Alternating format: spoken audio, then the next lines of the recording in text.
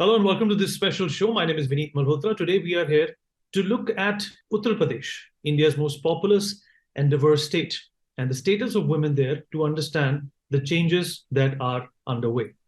The multi-dimensional poverty index found that 36.4% of the state's population was nutritionally deprived, and this especially impacted women and children, of course. Women's participation in the workforce was as low as 9.4% even before COVID and was pushed further down after peak pandemic period. Well, while married women's participation in household decision making has increased to almost 88%, an increase of 6% from 2016, women's participation in paid work has remained stagnant. These numbers may seem disheartening, but there is an Asha Kiran, which is lighting the path for economic and social empowerment of women through a strong partnership between the UPS RLM, which is the Uttar Pradesh State Rural Livelihood Mission Department of Rural Development, UP government, and of course, the Nudge Institute. Well, the Nudge is an action institute working towards a poverty-free India within our lifetime. They partner with governments, markets, and civil society to build resilient livelihoods for all. It was founded in 2015 and is a collective of some of India's best leaders and entrepreneurs from across the industry, academia, government, and development sectors.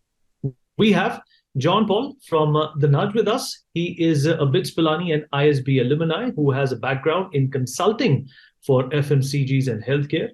He has been with the Nudge since its inception and is currently the Senior Director, Center for Rural Development. John leads the End Ultra Poverty and Asha Kiran Programme at the Nudge. Let's learn more about this change from him. John, appreciate you joining us. Of course, the first question that comes to my mind is what is CRD and the Asha Kiran Programme, and how did it start, and how has it evolved so far? Thanks, Vineet. Thanks for having me here. Very happy to represent the program and the work that we've been doing together with the Gates Foundation. So the Center for Rural Development of the Nudge focuses on poverty alleviation through livelihood programs, promotion of such livelihood programs for women. The Asha Kiran program is aimed at increasing the incomes of women in such households that are primarily landless or marginal landholding households through the promotion of such livelihoods which the women can do from their homes that they are capable of doing. And in this particular program, at this moment, we are focusing on backyard poultry and goatry for women in Uttar Pradesh. The program Asha Kiran started in the middle of COVID when we saw what the entire country was seeing, which is scores of rural households that were short on cash in hand, that were migrating back from wherever they were working to their villages, in general going through a lot of distress. And so we thought that we should do something about it, especially in the state of Uttar Pradesh, where we have seen a lot of migrants going out of their respective villages to the nearby big towns and cities. And so we approached the Gates Foundation, and the Gates Foundation was very happy to support such a large-scale effort. And we together put together a program which would target initially the gap that these households had in terms of cash in hand, access to government benefits, and then proceed from there to build sustainable long-term livelihood programs for them. So in the initial year and a half, 2 years, what we did was we partnered with the government. We worked with civil society organizations on the ground and carefully started linking households to such entitlements and government benefits that they were entitled to, but they did not have access to, either because they did not have documentation, or they were not aware of the schemes, or because they did not know how to apply. And we were able to actually linked these households to close to about 40 crores worth of benefits in just that 1.5 years, and reached nearly a lakh households. Once we went through this initial phase of linking households to government benefits, we collectively with the Gates Foundation decided that we should now go deep and work with these households to build livelihoods for them. We approached the Uttar Pradesh Rural Livelihoods Mission and the Department of Rural Development, sought their support and said, here is what we want to do. The Livelihoods Mission and the Rural Development Department were very happy to support, because their objective also at the core is to work with women and build livelihoods for them so that they come out of poverty. And therefore, we signed our partnership with the Uttar Pradesh Rural Livelihoods Mission, and have been working together ever since with the support of Gates Foundation and many other donors who have since come on board. Wonderful. Thanks for that description. Well, moving on from the Bill and Melinda Gates Foundation, we have Arnav, who leads and manages the philanthropic partnership portfolio globally, with a specific focus on Asia, Middle East, and Africa, aimed at strengthening the philanthropic ecosystem and partnering with governments, ultra-high net worth individuals, family offices, corporates, and startups to have impact at scale across the priority areas and allied areas of the foundation. He previously worked with the foundation's policy and poverty alleviation and strategy planning and management team, where he helped develop the foundation's Asia strategy, India agriculture and policy strategy, and led statewide primary healthcare transformation programs as well. Arnav, thank you for being here. From your side, how did Bill and Melinda Gates Foundation come to partner with the Nudge for Asha Kiran, and what difference has this partnership made in households of Uttar Pradesh? Thanks, Vineet, for having me here today. I'm very happy to represent the Gates Foundation and share more about the Asha Kiran program. Just as background, we've been working in partnership with the government of India over the last 2 decades, and also with the government of UP over the last decade, primarily focused on improving health outcomes and also to support inclusive economic development. I think the state of Uttar Pradesh has made tremendous progress across these dimensions over the last, decade or so. The Asha Kiran program specifically, was conceptualized, like John said, in COVID, after the first lockdown, to work in partnership with the government and with the UP State Rural Livelihood Mission to look at 3 aspects. I think one was to support the government to ensure that the social security schemes and entitlements reach the last mile. Second was to support the specific scheme of NREGA and to get more women participation in NREGA. And third was to pilot models, going deeper, aimed at building sustainable livelihoods for women, and look at how we can scale these models again in the medium term. I think the program overall is an example of, or a perfect example in some ways, of 4 Ps, where the public, philanthropy, private sector partnerships, has come together, to support the government to accelerate progress in the state. In terms of the key stakeholders from the government side, UP SRLM, the Department of Rural Development, the NREGA department were the key stakeholders. On the philanthropy side, we came in, the Gates Foundation. There was Aditya Birla CSR Center for Excellence. There was Unilever, Godrej Group, RBL Bank, and many others who came together because, this is a large initiative and you need more people to come in and support. And also on the private sector side, the NASH team has been working with, a few private sector players such as Cake Farms and others to look at backyard poultry. And we hope that we'll have more other partners, in the future.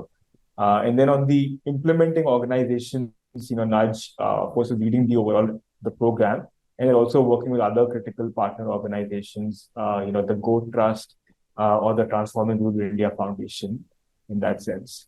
I think when this was discussed, it was also brought together a very experienced advisory board, I think, which kind of brought folks such as Mr. Arun Sheth, Mrs. Renu Karnad, Mr. Sanjeev Mehta from HUL, Dr. Rajshri Birla, Mr. Sanjeev Puri of ITC, and many other distinguished leaders, from a larger governance standpoint. I think, and from a scope perspective, the scope looked at both from a social security schemes kind of across, but then also as we decided to go deeper into livelihoods, to have a state program management unit and then focus on about 8 districts and 22 blocks, primarily across Eastern UP. I think coming to your point, Vineet, on the impact side, I think on the NREGA participation, we've seen increase of about 4 percentage points from women. So it's gone up from 33 to 37%. And then, across more than 20,000 women have been participating in backyard poultry and poultry. And they've seen increase in incomes, of roughly, kind of double their incomes, I would say, focusing on, through formation of collective, activation of mother units, training Pashu Sakhis, poultry Sakhis, DDs, to provide services at household level. I think John also mentioned that through the social security schemes, they reached about lakh people and about 40 crore, of the schemes were unlocked.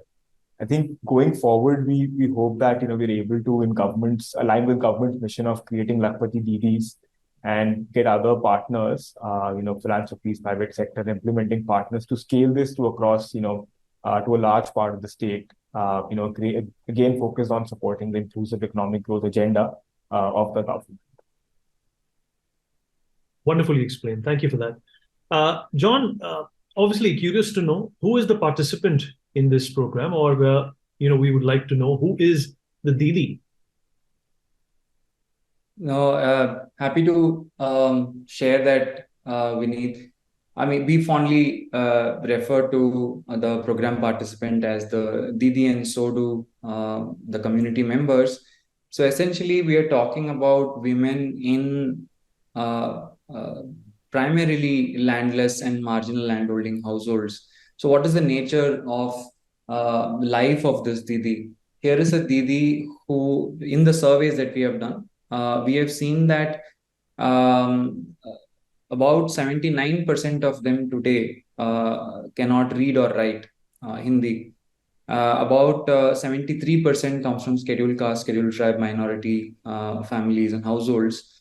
About 3/4 of them are landless and marginal families, and therefore, again, about 3/4 are primarily dependent on wage labor or income from government schemes. These are their primary sources of income. So really, we're talking about a household that does not really have a lot in terms of assets, in terms of whether tangible or intangible assets, in terms of skills, degrees, education, and so on. And therefore find it really hard to push their productivity levels up beyond a certain point, wage labor being their primary source of income.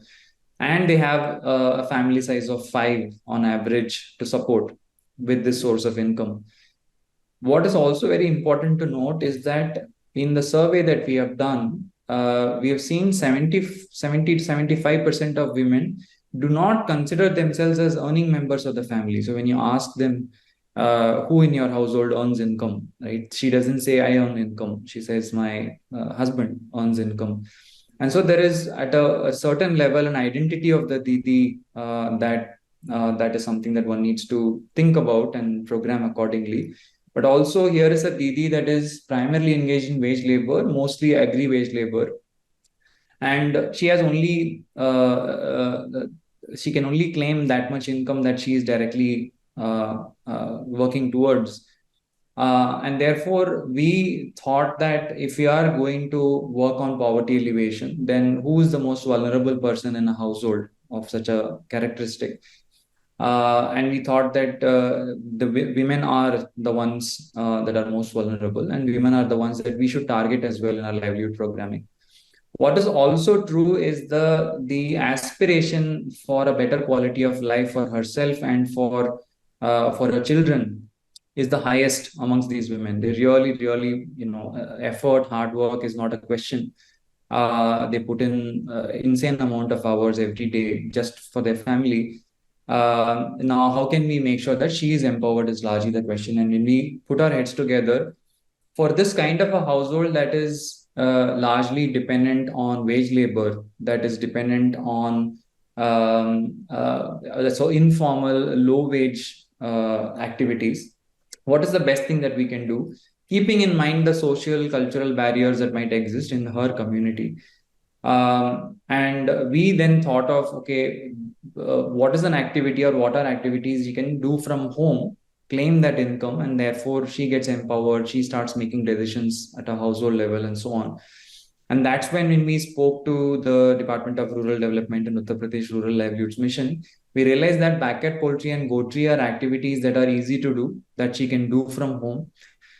She's also someone who only has a few hours to spare if you take away all the other number of hours she puts into household chores and household responsibilities. So within those few hours, for someone who does not have a lot of mobility, what are the livelihoods you can promote? And so backyard poultry and goatry fit the bill perfectly. In terms of ensuring the women's participation in such an activity, part of it is to do with how do you reach such women in remote areas? What is the cost of reaching out to them? Someone has to pay for this. Of course, there is philanthropy, but here is where what Arnav spoke about, participation with the one of the P's that he spoke about, public. Right? When we partner with them, they have funds available. All they're looking for is good designs that will reach out to these households. So carefully structuring a program that will leverage government's resources to reach out to these women is one part of the program design. The other problems are, how taking into account these realities in terms of how much working capital is available. Can she actually participate in this activity meaningfully? And there again, the Uttar Pradesh Rural Livelihoods Mission has made available micro loans through the self-help groups that are women-led groups that account for all the vulnerabilities and barriers that women face when it comes to participating in livelihood activities. And so it's a great leverage that Asha Kiran was able to find through that. The other challenges are, how do we build the skill sets? How do we build their capacity? There again, the government has a lot of funds available, a lot of programs available to skill these women. The big challenge is, of course, how do we get women to participate in interacting with markets? And that's where the nudge brings its capacities, brings the markets together, brings women together, forms collectives like Arnav was talking about. And the program collectively then has women at the center, is able to leverage self-help groups that are organized and promoted by the government, and builds a livelihoods program on top with the skill set that a nudge-like organization and its partners are able to bring together. Very nice. Well, John, since we are speaking of Didi, we have Meena Devi Didi with us. Meena Didi is a resident of Sohrawa village in Bahrech district in Uttar Pradesh and has been engaged in backyard poultry farming. She has made significant strides in her socio-economic journey since joining as a poultry farmer under the Asha Kiran program. Let us hear more from her. Meena ji, हमसे बातचीत करने के लिए बहुत बहुत शुक्रिया. जो सवाल मैं आपसे पूछना चाहता हूं कि आपने आशा किरण प्रोग्राम में क्यों हिस्सा लिया? नमस्ते, मेरा नाम मीना है, ग्राम पंचायत सुहरवा, जिला बहराइच, ब्लॉक चित्तौरा. 2017 से समूह सखी के पद पे कार्य करती हूँ और साप्ताहिक समूह की बैठक करवाती हूँ. सभी दीदी को लेन देन भी करवाती हूँ. बहुत ढेर सारी दीदी है जो पैसा ली है, खेती करती है और अपना कॉस्मेटिक दुकान, परचून की दुकान करती है. और कुछ दीदी भैंस पालन भी समूह से की है. नश की तरफ से हमारे इम्तियाज सर आए थे, हम सभी लोग को मुर्गी पालन के बारे में बताए, पूरी जानकारी दी. तो सभी दीदी इच्छुक हो के एक मीटिंग रखी गई.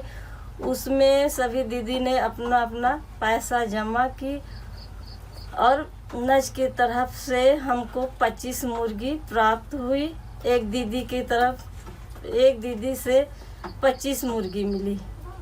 नश की तरफ से पूरी टीम आई, जानकारी देती रही, पूरी व्यवस्था के साथ में कैसे दवा देना है, कैसे खिलाना है, इनको दाना पानी के बारे में और ठंडक से, धूप छांव से भी पूरी जानकारी हमको नश की तरफ से मिलती रही है. We will now play a small video to see what really goes on ground to support these didis and see what kind of women entrepreneurs are created in this program. Have a look.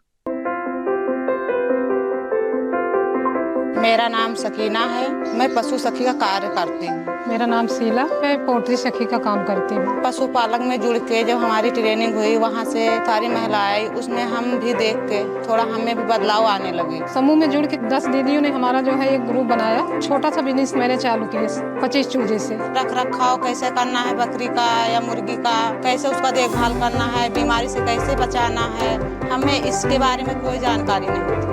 जब हम इसमें जुड़े तो हमें बहुत सारी जानकारियाँ मिली। मेरा नाम संजू है, मैं जिला बहराइच ब्लॉक चित्तौरा से हूँ। आप भी मेरे साथ जुड़िए और अपना काम करिए, खुद के पैर पे खड़ी होइए, ताकि आपके पास 2 पैसा बना रहे। आपका परिवार में जो खर्च आ रहा है, आप छोटा मोटा खर्चा निकाल सकती हैं। तो धीरे धीरे दीदियाँ मुझसे जुड़ना चालू कर दी। इस समय मैं 55 महिलाओं को मुर्गी पालन कार्य करवा रही हूँ। I know there is no simple solution or singular approach to gender equality, and BMGF focuses on removing gender-specific barriers that individuals face today. How is centralizing gender important for BMGF in the Asha Kiran program? Thanks, Vineet. It was very heartening to hear Minadi's story and her participation in the program. So I think coming to your question, if you look at the bigger picture, the role of women is extremely important, for any household. And, from women economic empowerment perspective, is key to poverty eradication and inclusive economic growth. I think a lot of research goes into and shows that, when women fully participate in economies, it increases the financial stability of their households. It helps families recover more quickly from shocks and supports larger countries' growth and resilience. There's some data which shows that the global economy could grow by additional 7%, or $10 trillion by 2030 if we prioritize more women's economic participation. Also the government of India has been undertaking multiple efforts in this domain. The Honorable PM, emphasized the indispensable role of women's participation, on multiple occasions. Also in his Independence Day speech this year, we spoke about the vision of 2 crore Lakpati Didis. Again, at the G20, the leaders of the G20 agreed to the creation of a working group on the empowerment of women to support G20's ministerials, which will convene for the first time during Brazil's G20. And again, India's collective and unwavering dedication to championing gender equality and empowering all women and girls, actually secured a very firm place within the New Delhi Declaration 2023. I think we've been fortunate, to work in partnership with the government, with the Ministry of Rural Development, the National Livelihood Mission, and also the State Livelihood Mission. We believe that the self-help groups and the federations have immense potential to empower women both socially and financially. Roughly about, from a data point perspective, about 86 million women in India have been mobilized into 8 million self-help groups.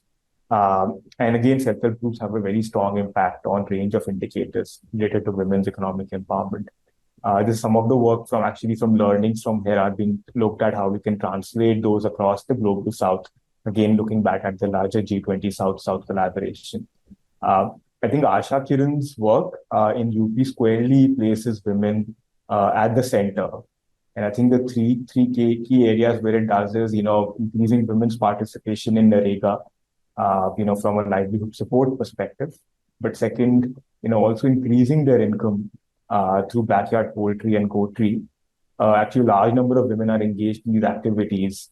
And third, how can you increase women's agency through creation of livelihood and other assets? We've visited the field and, recall an instance during interaction with, multiple leaders in a community. They mention a few points when you actually speak with them, right? They'll talk about how the program has helped them get into NREGA. John spoke about how it increased their self-esteem in the community. They're able to get their immediate needs through backyard poultry, through short lead times, that the opportunity offers for income generation, and also, a steady income, via sale of, eggs and other products. they've also become more independent. The program has helped them to take care of their expenses without really relying on, other members of the family. And, finally, I think a lot of research shows that women spend first, on their family and kids and themselves much later. So the Didis have also mentioned, like, through their additional income, they've been able to buy, school uniform for their kids, or even, other clothes, and also food. So it just largely shows, that, in the bigger picture, all these efforts kind of really add up, and they contribute significantly towards, women's economic empowerment, and back to the central point of, inclusive economic growth in some ways. Very well. Inclusive economic growth is the order of the day in these times today. And John, how does the backyard goatry and poultry model in Asha Kiran create economic empowerment, and what kind of impact has it had in terms of income generation for the Didis? Yes, just referring to what Arnav said and what you reiterated, how inclusive are these models is a big question that we need to keep asking ourselves. If you briefly look at the history of poultry in this country, since the 1960s, we've had a wave of commercialization of poultry that has, of course, happened in the country to meet the demand for chicken, for protein, for the masses. But increasingly, as this has happened, you will also notice that the smaller rearers who used to rear 10 chicken, 20 chicken in the form of backyard poultry have slowly reduced their presence. And today in this country, we have 80% of production coming through commercialized poultry. And these are large farms that produce chicken.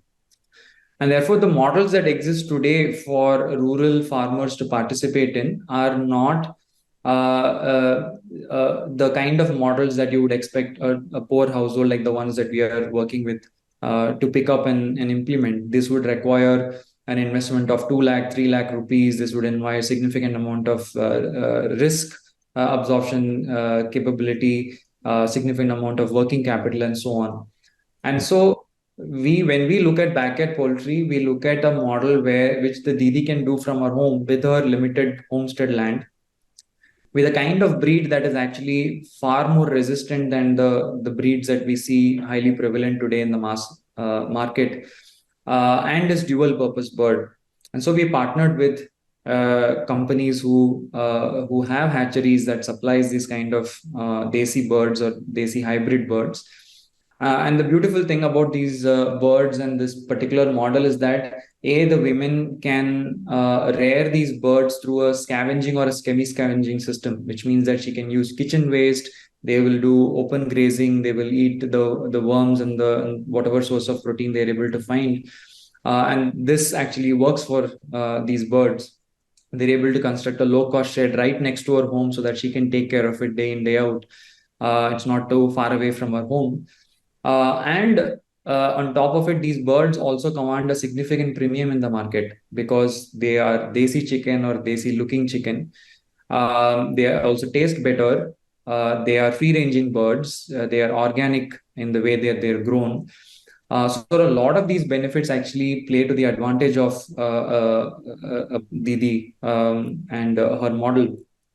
And therefore, she's able to actually make nearly 70% of the final consumer rupee. That if a consumer finally pays 1 rupee for a kg of chicken that he or she buys, she makes 70 paise of that. And goatry also, if you look at goatry is not as commercialized. Only about a percentage of the entire goatry production in the country is commercialized. It's largely reared by farmers in flock sizes or herd sizes of 4, 5, going up to 10 in states like Rajasthan, Andhra, and Karnataka. But the big challenge that we see in the country today is one of mortality. 1 in 3 goats, adult or kids, die. Right. And that means at a country level, we have a loss of productivity of 1/3 just because we are not able to provide very simple services of vaccination, deworming, and medications last mile. So our model essentially tries to solve for these problems. What we do is that we bring together these Didis in groups or producer groups or collectives. We coach these on these simple models on how to rear these birds, how to take care of them, how to take care of their poultry. We train also last mile cadre called Pashu Sakis or Poultry Sakis, who are trained to provide these kind of services, vaccination service, medication service, feed services to these women.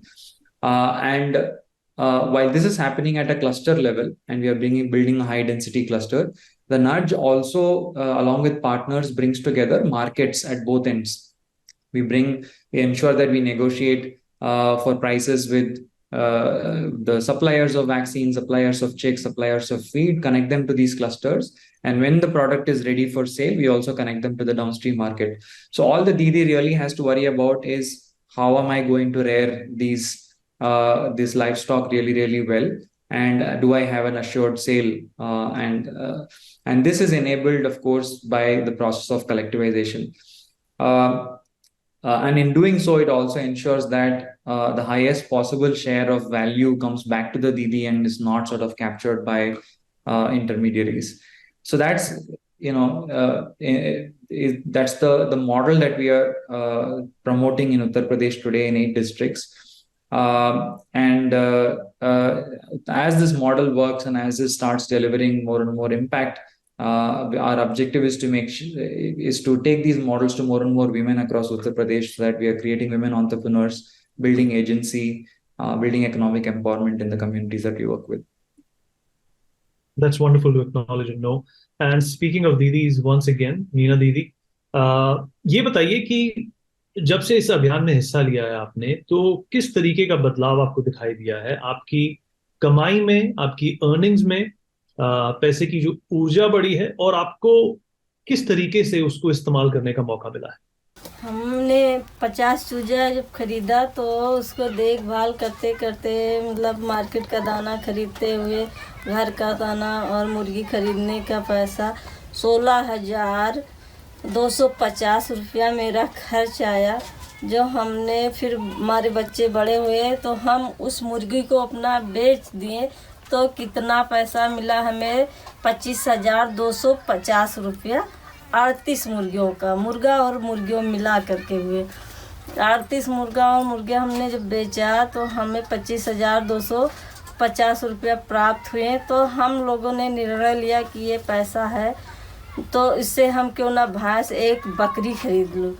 एक भैंस और बकरी हमने खरीदा, और हमारे बच्चे का बर्थडे था तो हमने निर्णय लिया कि जो है एक अपने लड़के के लिए साइकिल भी खरीद दूँ इसी पैसे से। मतलब हमारी फैमिली बहुत खुश हुई जब इतना कुछ मिलने लगा और सब कुछ खाने पीने, क्योंकि इतना मार्केट से हम लोग अंडा खरीद के खाते नहीं हैं, इसीलिए हमारे बच्चों को बहुत अच्छा लगा खा पी करके। और बच्चे भी हमारे साथ साथ में बहुत मदद करते हैं। सुबह जब तक स्कूल जाते नहीं हैं तब तक के लिए हमारे बच्चे सुबह उठेंगे, सबसे पहले नंबर 1 मुर्गी खोल के उनको टहलाए घुमाएंगे, खिला पिला के फिर बंद करके स्कूल चले जाएंगे। हमारे साथ में काफ़ी मदद करते हैं, और हमारी मम्मी भी मदद करती हैं। नहीं रहते हैं तो दोपहर में वो भी ज़्यादातर देखती भालती हैं। हम लोग सारे लोग मिल करके अपनी सहमति से अपना कार्य करते हैं ये सब मुर्गी पालन। और कुछ पैसे से हमने अपने लिए साड़ी भी खरीदी, 2-3 साड़ियाँ हम अपने लिए भी खरीदी अंडे बेच करके, और मम्मी के लिए भी एक साड़ी हमने खरीदी, और हस्बैंड के लिए शर्ट भी खरीदा। सभी लोग हमसे भी निर्णय लेने लगे, क्योंकि हम भी अब जब पैसा घर बाहर से आने जाने लगा मुर्गी पालन करके, तो सभी लोग को अच्छा लगा। तो सभी लोग सहमति से हमसे भी पूछते हैं कि क्या करना चाहिए। Right, coming back to you, John, this model is highly market dependent and often difficult to access for women as well. How is Asha Kiran ensuring market connectivity? Because that seems to be a salient predicament that oftentimes you must have dealt with. Yeah, no, absolutely, Vineet. If you look at this, the first problem statement that we have to think of is it attractive enough for markets to service such clusters of Didis in remote areas, in rural areas, right? Typically, they don't, because the cost of acquisition of such customers, for example, a customer for their vaccine, customer for their feed, is very high, is very prohibitive. They have to put their own money in to go and acquire these customers, educate these customers. And by here customer, I mean the Didi. And this is very prohibitive, and therefore markets typically do not reach rural areas. And so to be able to bring in the market, we have to lower their costs initially.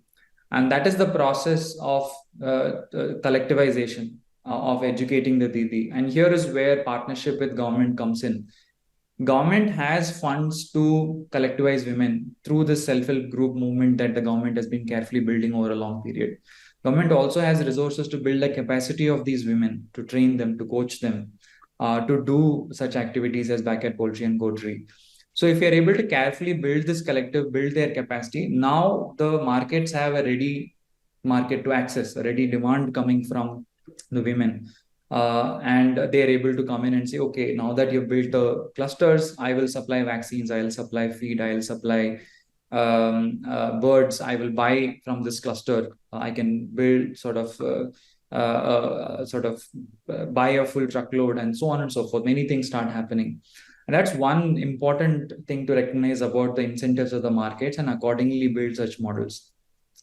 The other one is the markets, of course, are what they are, in that they have to care for their own profits, and they are going to be negotiating hard. They are going to be looking at what the profitability of that entity is and so on. So therefore, these collectives that we are forming also need their negotiating power. And one negotiating power, of course, comes from quality, that the quality of the produce. The other one is quality of strength. The strength then brings negotiating power.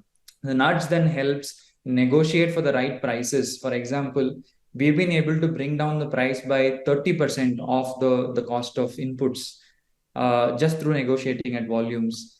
If you take the recent Sawan season that we had, typically a season during which the public does not consume a lot of meat. But even during those times, we were able to get premium prices for the produce that the Didi was able to produce, because we have a systematic way of negotiating with buyers. And also, we were able to bring in buyers in high density. Most of these Didis were able to, 90% of the produce of these Didis got sold in the local markets themselves, because we were able to bring together all of these buyers on a tech platform. So we apply a combination of all of these to be able to bring the markets together and make it easier for the Didi to participate in the long run. What we are seeing as an impact is that the Didi, like Arnav was mentioning, is able to double her income. She is able to access new sources of income, where she was earlier not spending that time on productive activity. Today, she's spending the time on rearing poultry. She's able to sell these birds at a premium. She's also able to sell the eggs. We've set up egg collection centers locally, and just like one would deposit milk every morning, now the Didis are able to go and deposit their eggs and collect money for. And these are also premium eggs that sell at twice the rate of regular white egg in urban areas. So to be able to build the collectives, to use the support of the government, to bring the technical expertise of civil society organizations, but importantly to create structures that enable and incentives that enable markets to participate, finally results in the income improvement of the Didis. Right. Wonderful to know that. And we're going to go back to Meena Didi once again. Meena Didi, ये बताइए कि Asha Kiran programme में हिस्सा लेने के बाद आपकी निजी जिंदगी और आपकी एक समुदाय में जो एक जीवन है, उसमें किस तरह का बदलाव देखने को मिला? हमारी अनुभव बहुत अच्छी है। मतलब हमारे गांव में, समाज में सभी लोग हमें जानने और पहचानने लगे कि हाँ, मीना दीदी के घर अंडे हैं और मुर्गी है। इसीलिए सभी लोग जो संपर्क करना होता है तो मेरे पास दौड़ के आते हैं अंडे के लिए। इसे मेरे पास नहीं है तो मैं किसी और दीदी के पास फ़ोन करके बता देती हूँ कि वो भी अपना वहाँ से ले सकते हैं। तो इसीलिए गांव में, समाज में सभी लोग हमको जानने और पहचानने लगे। जब से हम समूह सखी के पद पे कार्य कर रहे हैं, तब से हमको मतलब बहुत सारे लोग जानने पहचानने लगे।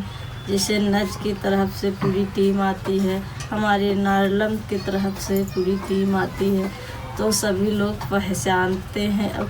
वो लोग भी पूरी मदद मेरी करती हैं। जैसे हसीना दीदी हैं, वो पोल्ट्री सखी हैं हसीना दीदी, तो वो भी अपना बताती रहती हैं कि दवा कैसे देना, पूरा देखभाल करके बताती हैं कि हाँ, हमें पूरी जानकारी के साथ में वो हमारे साथ में रहती है। हर हफ्ते में वो आती है, तीसरे दिन भी कभी कभी आ जाती हैं दवा देने के लिए। कभी जो भी चीज़ बताने होते हैं हसीना दीदी तुरंत फ़ोन करती हैं, आती हैं। और हसीना दीदी भी मुर्गी पालन की थी 50 चूजे को अपने हस्बैंड से 10,000 ले करके, तो उन्होंने 10,000 रुपये अपने बेच के मुर्गी 10,000 अपने हस्बैंड को वापस कर दी। और अपने लिए एक पायल बनवाई, अपनी लड़की के लिए भी एक पायल बनवाई। एक हमारी सोहरवा में राजकुमारी दीदी हैं, वो भी अपना जो है कान का बलिया खरीदी सोने का, वो भी खरीदी। और हमारी सरिता दीदी थी, वो भी बहुत अच्छा काम करती थी। रंभा दीदी हमारी, वो भी बहुत अच्छी मुर्गी पालन की। जब से हम सारे लोग समूह में जुड़े, तब से हम सभी लोग के एक दूसरे की पहचान बहुत अच्छी तरीके से बनी। हम लोगों की जब अच्छी तरीके से पहचान बनी, तो पूरी नच की तरफ से टीम आई और हम लोगों को अच्छे तरीके से जानकारी भी दी। और हमने कभी मोबाइल नहीं बड़ी चलाई। जब से हम समूह सखी के पद पे कार्य किया 2017 से, तब से हमने बड़ी फ़ोन भी अपना चलाया। और क्या नाम है, व्हाट्सएप करना है या पेटीएम करना, वो भी हमने इसी से सीखा, नच से। और ये अजीब का नारलम से, जब से हम समूह सखी के पद पे अपना पूरा कार्य किए। Right. Okay. Arnav, coming back to you, considering that Asha Kiran is a strategic long-term investment for BMGF, how does BMGF play a role in the future of Asha Kiran? And are there other strategic partners who will come together for this support in the future? So definitely we hope that we need more partners, come in the future. I think, we just need a lot of partnerships to have, growth and the transformative change, that we speak about in the country. A lot of it is already underway, but we hope that we can accelerate that. Like I had mentioned, before, I think the Asha Kiran program has been an epitome in some ways of a, PPP partnership. So, we need more philanthropic organizations to kind of provide the risk capital and innovation and partner with the government to help scale. The UP itself is a huge, state. It's the sixth largest country if it was. So we need many more players to come and support to help scale the program. I think second, we also need more, I would say, the startups, private sector companies, e-commerce companies to participate and especially help in the market linkage side, to enable more sustainable livelihoods. And again, also government efforts, the newer efforts such as ONDC, the Open Network for Digital Commerce, or the exchanges could play a role. Again, from a market linkage perspective, to hedge some of the commodities, and also to provide a platform, for SHGs and FPOs to sell their produce and products across the country. So in some ways, we are trying to, enable from our side, is given that the progress and the impact we've seen, to bring more, philanthropic players to work in much more closely with the government to help scale, work with the startups, the private sector, the e-commerce players, and also platforms such as ONDC and other exchanges. I think we hope that the program, like John was saying, scales across the state. We need to focus on collectivization. The entire space, is quite fragmented. And the transaction cost and the acquisition cost becomes quite high. So how can we work and collectivize more DDs? Focus on reducing mortality, focus on improving quality, ensuring that services reach the last mile, and kind of bring together more volume, which will act as in some incentive, for the private sector to start procuring, from the DDs, because that will lead to more sustainable income. So in some ways, our larger hope and aim, I would say, is to make sure that, the three key parts like the Sarkar, Samaj and Bazaar comes together going forward much more.